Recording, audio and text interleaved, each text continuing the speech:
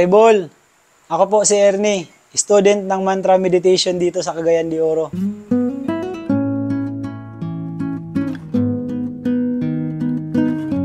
Dati ang akala ko kapag sinabing meditation, nakapikit lang yung mata mo, tapos nakalutos position ka lang.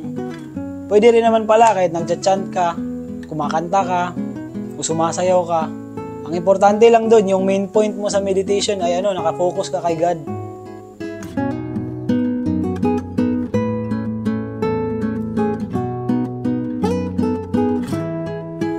Sa mantra night yun, in-invite ako ng isang kaibigan. Ayun, nung narinig ko siya, calming siya para sa akin. Nawala yung stress ko. Ganun, tas masaya siya.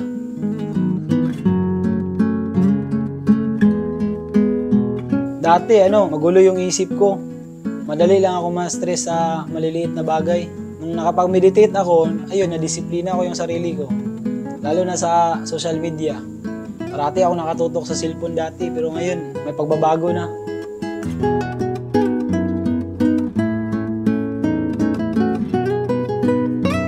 Kapag sinabing love, yung interpretation ng karamihan, may condition. Pero nung nakapag-meditate ako, na-realize ko na yung totoong pagmamahal, wala siyang condition. Unconditional siya, spiritual siya, hindi material.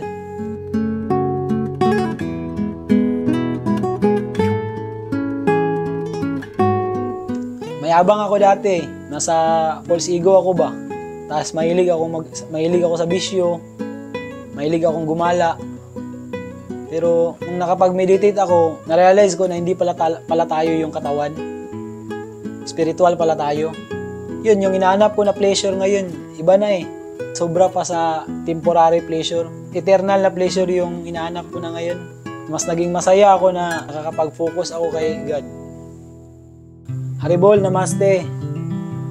Invite ko po kayo na mag-practice din ng meditation kasi malaking tulong po ito para sa ating lahat. Kahit anong paniniwala niyo, ang importante, just add meditation to your life.